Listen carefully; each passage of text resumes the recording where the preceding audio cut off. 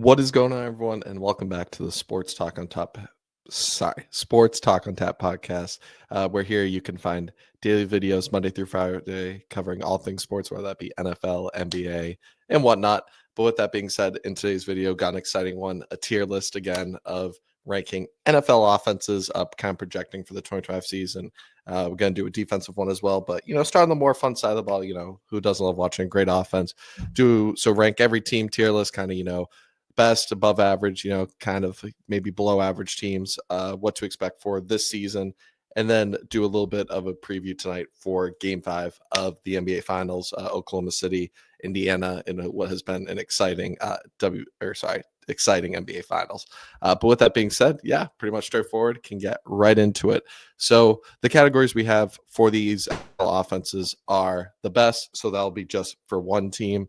I'll have to identify what team I here. Elite, so going to be right there above average, pretty solid. And then average, just kind of middle of the pack, and then below average, probably the worst, but definitely, not going to be for the best. And then going to be, kind of the teams that I have a lot of question marks. Could be a really one of the worst offenses in the league. But with that being said, we'll start with the New Orleans Saints. And speaking of going to be rough, I mean, for New Orleans, obviously, the hot start they had last year. It was actually a pretty good offensive year for them last year, and especially the historic start they had. I remember it was like the first two games they would not punt. But unfortunately for them, Derek Carr retiring, there's just such a big question mark. And while I like Spencer Rattler, actually, and I've always been kind of a big fan of his, it's just going to be, rough. Him, Kamara's always banged up. Still got an okay offensive line, but, the weapons – Rashid Shaheed's there. So they got some playmakers, but overall, just with the big question mark at QB and just kind of a lot of question marks as the team as a whole, kind of got to put them there. And because even their good players like Kamara and Shaheed have shown they can't stay healthy. So for that, I have to put them in going to be rough.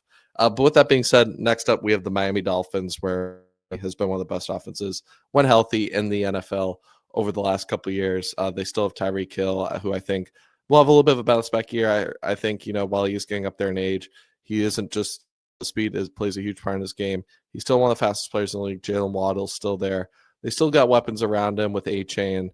I think if Tua stays healthy, this team is still going to have an above average offense with Mike McDaniel.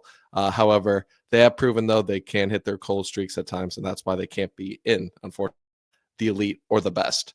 But with that being said, now into the Baltimore Ravens, and this is one of the best offenses in the NFL year in and year out, as long as Lamar Jackson is healthy. No doubt I have to put them in elite tier. Him, Derrick Henry, Mark Andrews, Zay Flowers, Rashad Bateman had a great year last year, kind of fixing that drop problem. Offensive line, you still have Ronnie Stanley, some studs up there, Tyler Linderbaum. So, I believe in them. The Patrick McCarry, losing him, how the role will fill. But overall, one of the best offenses in the league. Then we have the Bengals, which is right with them with the Ravens for one of the best offenses. Offensive line still so many question marks. Finds a way to make it work year in and year out. Triple Crown winner, our receiver in the NFL, and Jamar. You still got T. Higgins. They've made it work. Running back proved last year. Didn't really miss Joe Mixon at all because they were still super productive, making different guys relevant, like Mike Gesicki, a tight end. The Bengals, while they're incompetent as a franchise, that is not the offense's fault, and definitely Arrow's fault, who's easily top 4 QB in this league. And then like I said, the wide receiver duo, the weapons on this team, always going to be dangerous with Joe at the helm. Next up, though, we got the Denver Broncos. And Denver was, surprisingly, they kind of rode their defense last year, but Bo Nix showed some flashes. They went out and got him some help, getting recently signed J.K. Dobbins at the running back position, getting Evan Ingram, another solid tight end weapon, still have Courtland Sutton. And I'm going to try and make it so each tier, I think they're going to be in the I'll have them sliding right by Miami. I just like Miami's weapons a little bit more. But Bo Nix, this team is still going to be above that. I think Bo Nix is going to take another step in year 2, and he showed a lot of flashes at the end of last year. So shout out the Denver Broncos. They did get better in the offense. I think, they can go from an average to above average offense.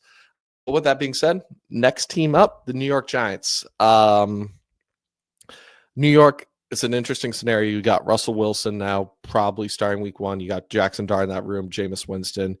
You still got Malik Neighbors, who had a great rookie season. I mean, was amazing. The running backs, they had Kyron Tracy kind of break onto the scene last year.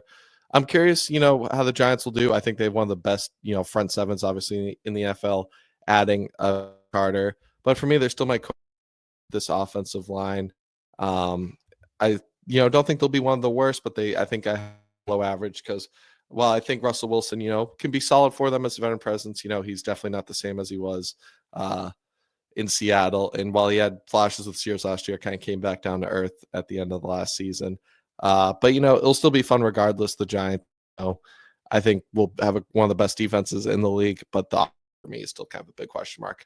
Next up, the Minnesota Vikings. I'm going to try and keep my personal bias aside, but I'm probably going to have them in the highest above average so far. I think JJ McCarthy is going to be great. However, that can't be proven, as a rookie, basically entering his rookie season. But the weapons here, I mean, they had a top 10 offense with Sam Darnold quarterbacking it last year. Jefferson, Addison Hawkinson. They improved the offensive line, adding Ryan Kelly, and then Will Fries, and then obviously a stud left tackle and Christian Darrisaw, Brian O'Neill at the other tackle spot. They went offensive line the first round, so they're really committed to beefing up the trenches. I really love the Joy Mason trade. He was great on the 49ers. I think overall, though, Vikings certainly an above average offense as long as JJ McCarthy just plays at a top 20 quarterback level. Lot points with Kevin O'Connell. Next up, the LA Rams. The Rams, obviously, in my projections, they're going to be one of the best teams in the NFL, and that is because one of the best offense in the NFL. I'm going to put them in above as well. I think regular season they can kind of coast a little bit, and it'll be interesting to see how they Cooper Kupp, even though he didn't play a bit last year. But you still have Puka Nacua. Stafford's always going to take care of the ball. Very solid line. This LA Rams, Sean McVay is always going to scheme something up. They're a very good offense. Probably going to be right around that top. Next up, Tampa Bay Buccaneers, another team I'm going to put average. This team is just Baker Mayfield and a dog playing at top 10. You still got the most consistent receiver in the NFL. Chris Godwin, Bucky Irving came on the team last year. The line is very good. You have Tristan Wirfs over there. This team can't expect anything different. One of the best league, and I shouldn't expect anything else. They're going to turn the ball over a little bit, but they're still going to put up points because that's what they do. Next up, we have the Detroit Lions. For me, I'm going to put them in the elite tier. I'm kind of going to figure out probably as I go for what I think the best offense will be. I think I have one in mind. Like I said, the Detroit Lions, Jahmyr Gibbs, Dan Montgomery as your running backs, one of the best one too. Jared Goff, top 10 quarterback. Amon-Ra St. Brown, Jameson Williams, flashy speed, Sam Laporta, a great tight end. This team's still great. Unfortunately, losing Frank Ragnow at center, arguably the best center in the league, does hurt. And their other guy, Kevin Zeitler, who went to the Titans. I think, the offensive line did get a little bit worse, and, losing Ben Johnson will still be interesting, but they got all the playmakers to make it work. No doubt they are an elite team by far on offense. Next up, the Bears. This is going to be my first average. I'm excited to see, speaking of Ben Johnson, what he can bring to the table with Caleb Williams. Some interesting playmakers, obviously. DJ Moore over there improved the line, which I thought was a big need for the Bears because Caleb Williams got sacked a lot. And while part of that is him holding onto the also that line was very poor. But they went out and made some good signings over there. First team, I'm excited to see what they do with Caleb Williams. I'm expecting a big step up from was pretty much after that Jacksonville game in London, a rough year. But I'm excited to see what they can do. I think they'll take that next step and get to that middle back.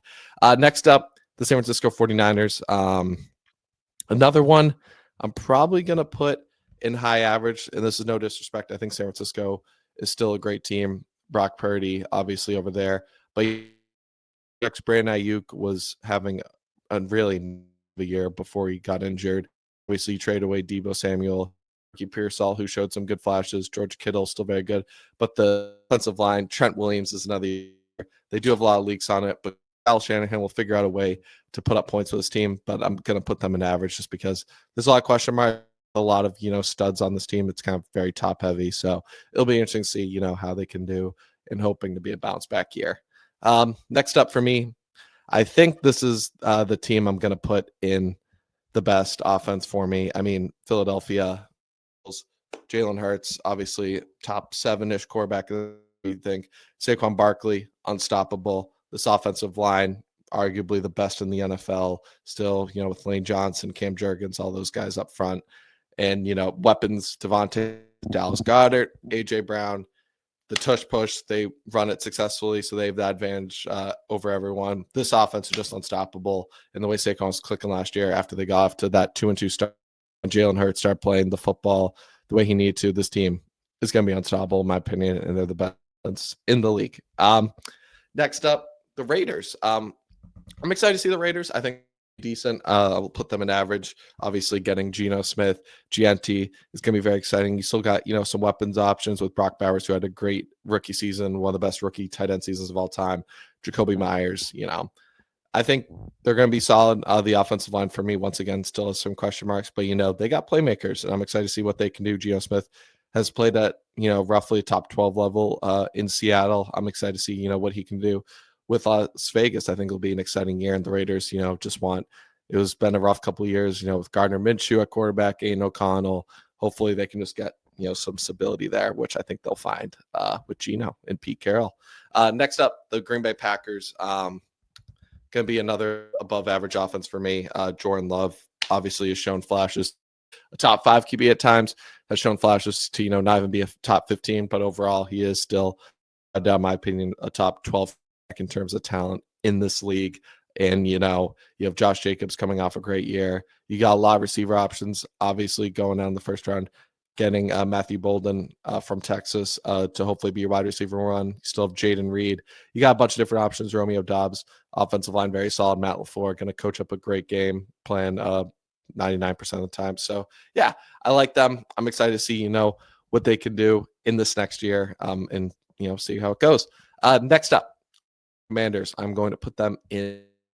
You obviously got Jane Daniels, great rookie season. His security blanket, Zach Ertz, coming back. Trade for Deebo Samuel, added 1 tackles in Laramie Tunsil. This team is due to have another great season. Probably the only question mark, which is why I have them at the bottom of the elite, is running back.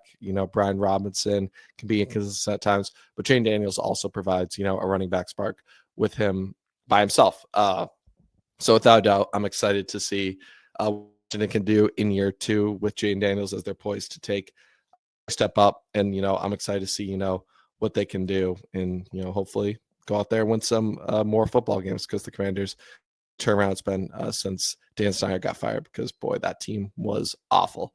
Next up, Arizona Cardinals. I'm going to put them in average. Kyler Murray, obviously, gives you, I think, a certain floor just with his playmaking ability, but also has a certain ceiling that, he can't get you over the hump. But I'm really excited to see Marvin Harrison year 2. I know everyone's seen those pictures of him being jacked. So I think him and K1 will have a good connection. James Conner's been one of the best running backs, in my opinion, over the last couple of years. And, he's a red zone machine for Arizona. He's still got Trey McBride, one of the best tight ends.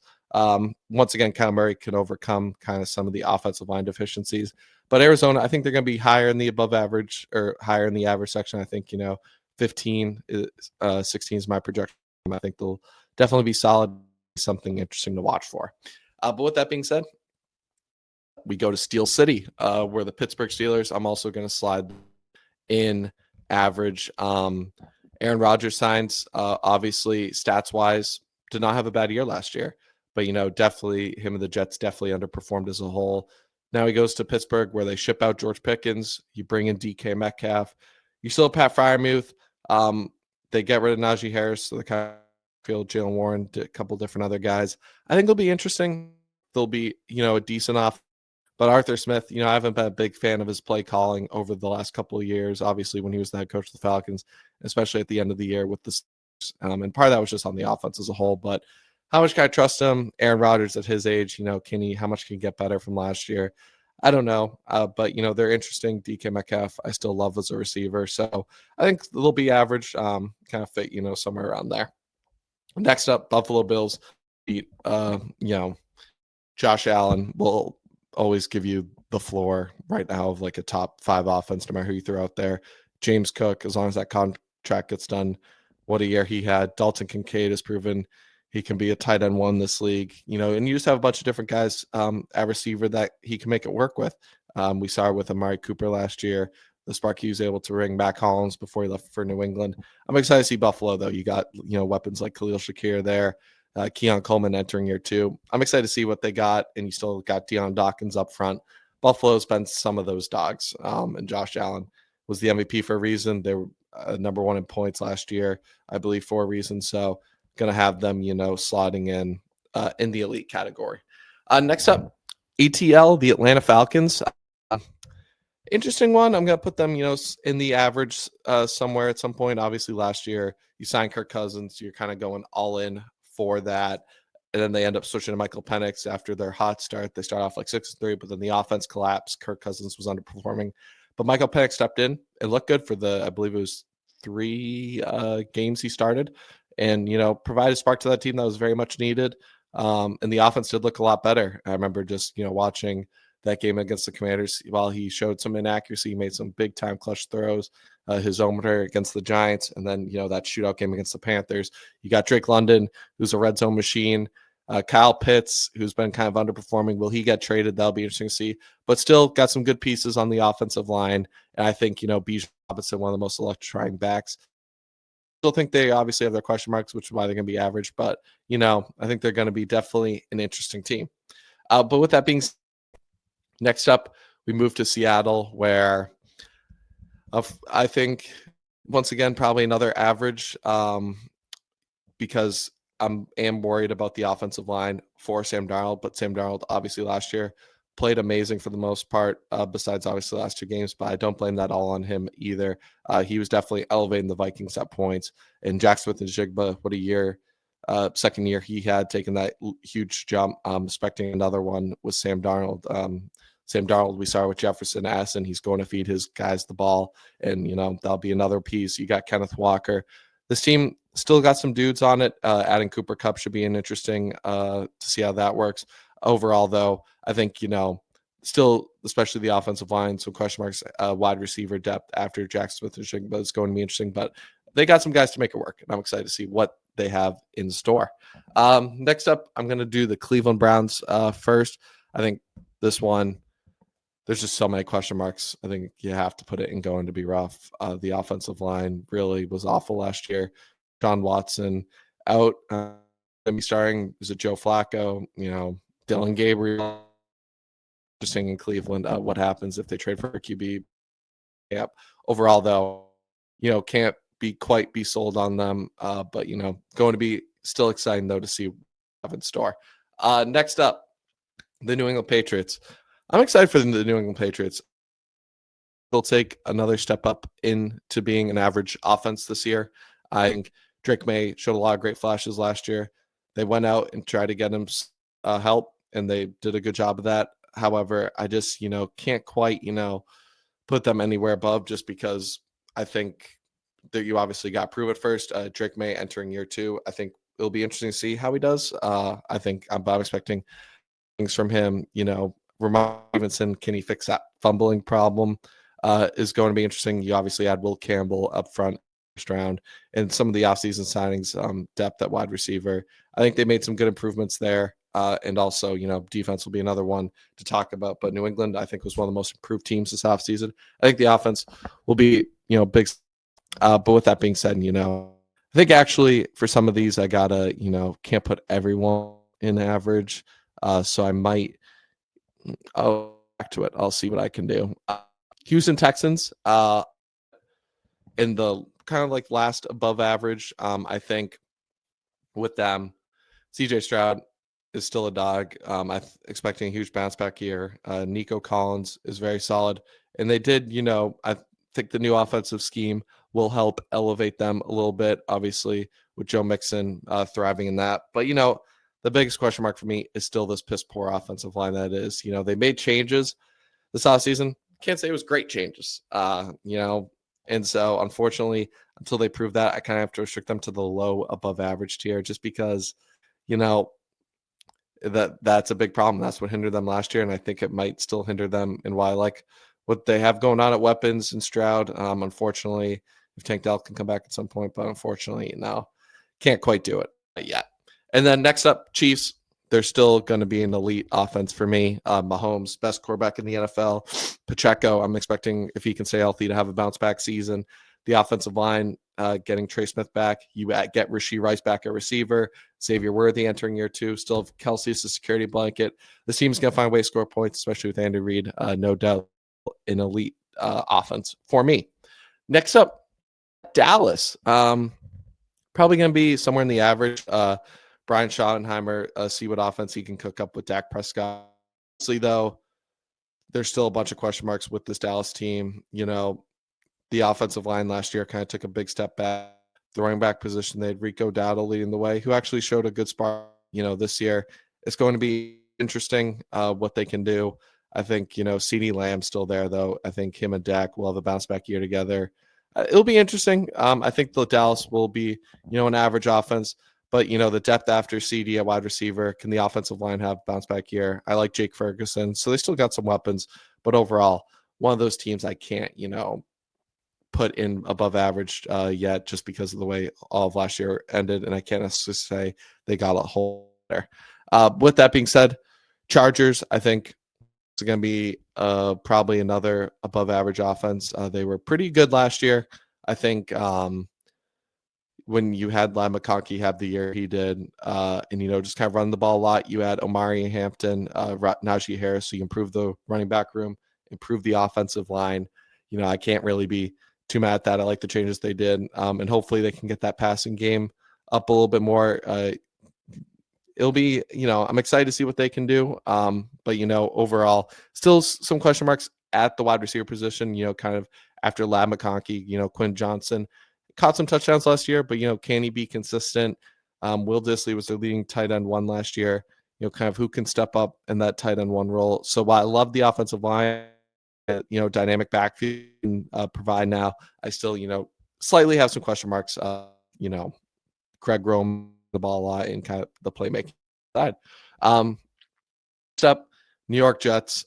He kind of got put both Jersey teams in the below average. I like Fields. He was playing solid for Pittsburgh before he got benched, obviously. Didn't really necessarily agree with that at the time, but I'm excited to see him get a full year here. You still have, Garrett Wilson, but, this offensive line last year was rough. They try to make some improvements. However, I still got to see it before I, believe it. I love the culture of Aaron Glenn and what he's trying to build to this team. But, the Jets got to prove it. Breece Hall, obviously, has been one of, the better running backs in the league. But last year at points, kind of wasn't really thriving. But, he had his moments too. So him and I believe it's Brian Allen, who was actually pretty good last year for them as well. So I think a revamped backfield, they'll be relying a lot on him, and Justin Fields' legs will be able to provide, have a different spark to his playmaking, but kind of who can step up after Garrett Wilson will be interesting. But, I like the direction the Jets are going. I think, they'll be improved. I just can't put every, offense in average and above average because, we're kind of having a lot of those. Next up, Carolina, and I'm actually going to give them some respect here. I'm going to give them an average. The way Bryce Young ended last season, if he can carry that into this year for Panthers fans, obviously an interesting case. Bryce Young got benched. Andy Dalton came in, lit it up for a little bit. Then he kind of, went to, he's a backup for a reason. He's a fun backup, but, he can kind of revert to, being a not so great quarterback. Then Bryce Young came back and just started absolutely balling, making it work with everyone, almost being the Eagles. I remember back in Philly, if Xavier Legette could hold on to the ball, but I'm excited to see, what he can do. This you still got, Adam Thielen there as your security blanket. Kind of, I'm hoping, expecting them to carry that a little because Bryce Young, it seemed like he was using his legs more effectively and became a lot more accurate on the run. So yeah, I'm excited to see, kind of what he can bring to this team and what will be a huge year for him. And obviously we know that. Next up, the Tennessee Titans. Cam Ward, I think, is going to be solid, but, I see them still going through the rough patches. I do like Tony Pollard. He obviously went to try and improve the trenches, getting guys like Kevin Zeitler and stuff. But, still got some question marks. Calvin Ridley, going in as your wide receiver one, most likely. It'll be interesting to see, kind of what he can do for this team. I'm excited to see Cam Ward. Obviously, he's kind of going to be the big headliner. And I'm expecting some improvement to SC, but they're one of the offenses last year. And while I think, it's going to be kind of a couple year process to take a leap from, to below average, but still average, because they still got some question marks for me before they get to, the average or above average, maybe in a couple of years with Cam Ward. Next up, the Indianapolis Colts. So it's an interesting one. Obviously, Anderson, his shoulder injury. And, I'm probably going to put them also below average just because you're probably starting Daniel Jones. And while I like, Shane Steichen, as mind, you still have JT, top 10 running back in this league. And I like Michael Pittman, Josh Downs, Alec Pierce, big playmaker. It's just going to come down to Daniel Jones, because if Daniel Jones could have like a Sam Darnold type year, I'll tell you now, Colts fans, you guys are quickly going to be like a high above average, like right next to the Vikings, because you guys got a lot of playmakers, and I respect that. But just the Daniel Jones factor, can't quite, get on board with him, yet. I'm curious, spending time though with helped him and Kevin O'Connell in what we call quarterback rehab school, and learning from Sam Darnold. I think it'll be interesting. I'm excited to see, what he can do for the Colts, but until he proves it, it's kind of more believe it before I see it, just because of the last 2 years with the Giants and how bad they were. And then lastly, the Jacksonville Jaguars. I'm going to go I'm going to put them one spot ahead of the Colts, in average. Trevor Lawrence coming back, obviously. I think he's still, he got paid. He still has a lot to prove, but I still like him. He, can be very accurate, and I think he needs to have a bounce back year. And I think this will be a big year for him in Liam Cohen's offense. I'm excited to see him. You get Travis Hunt, Brian Thomas Jr. coming back for year two, and had a great rookie season with at times Trevor Lawrence, but Mac Jones throwing him the ball. So it's going to be interesting. But I'm excited to see, you saw what Liam Cohen did to Baker Mayfield, elevating him from year one, the Bucs, to year two. I think I'm expecting something with Trevor Lawrence, who still has a lot of potential. And then that wide receiver duo, I like. The offensive line, obviously question marks, but you signed Patrick McCarry. I'm excited to see, what Duval can do. Let me just make sure he actually did sign with the Colts the Jaguars, because I don't want to get that mixed up. But I think the Jaguars, tried to make moves going to the depth, and then the playmaking side Travis Hunter can bring. I'm excited to see, obviously, him and Brian Thomas, and Travis Hunter, just the swag he plays with on both sides. And yeah, it was Jacksonville. And so I love Patrick McCarry. I think one of the best signings so far. And, I think overall, it's going to be an interesting year in Duval. I went to the Jaguars-Vikings games last year, and what was that famous 12-7 game? So Jacksonville, I know how rough it is at times, because I was there physically to see it, and how much you guys want him to win. And, yeah, it'll just be interesting. And the guy I also had to forget, obviously, adding McMillan for the Panthers was big, because I knew there was one guy slipping on, because I was like, it's not just Xavier Legette and Adam Thielen, but all the teams you follow, you kind of lose concentration. Yeah, said, should be an exciting year. I think a lot of these teams, as proven in, the average and above average, we're going to see a lot of improvement from, I think, a lot of teams, and it'll be interesting to see, kind of how it all plays out, and, come back to this to see how it goes. But with that being said, yeah, so let me know what you guys agree with so far in the tier list, and then kind of move that back. And then lastly, quick finals app. So game 4 happened, I believe. Today's Monday. Game 4 happened Friday night, where the Thunder came roaring back to win game 4 to even the series up 2-2. Shea dropping, I think it was like 15 points in the fourth quarter, had 35 points, 0 assists. And I kind of, I get the assist part, he was being, a little bit selfish to say, but he needed to be. And that's what the end does, is show up and win their games. And at points, it was just shoot their shots. Casey Wallace had one offensive games, but Alex Caruso, shout out him, another 20 ball off the bench. And just the defense, Chet Holmgren was able to put on Tyrese Halliburton and just these different Indiana guys. Siakam, I think, only attempted one shot in the fourth quarter when they had it rolling. Indiana was the better team for most of game 4, but I think it was kind of similar to game 1 where OKC was, and then Indiana kind of stole it at the end. the inverse here. OKC and the MVP are able to get it done at home. So now it's 2-2 heading back to OKC for a big game 5 tonight. I'm excited to see how it goes. I do have OKC winning, but Indiana, I know you're probably pissed like, oh, you picked OKC both times. I do have Indiana winning game 6 tonight. I think the home team split. I think the series is going 7. It's just even different guys on different teams stepping up with depth. But yeah, should be an exciting game tonight. Watch that, see what team is 1 win away from the finals. So it'll be exciting. I do think OKC will defend home court. That crowd will be rocking. But with that being said, let me know in the comments who you guys have winning tonight. It should be interesting to see, kind of what stars step up. Is it Jalen Williams night? Does Benedict Mathurin have another point game like he did in game 3? Does Alex Caruso continue his hot streak? But even if he's not scoring, that defense he provides is remarkable. So yeah, let me know in the comments what you guys disagree or agree with in the tier list, because it's always fun to debate you guys. But with that being said, as always, make sure to like us if you enjoy this kind of content. We'll catch you next one.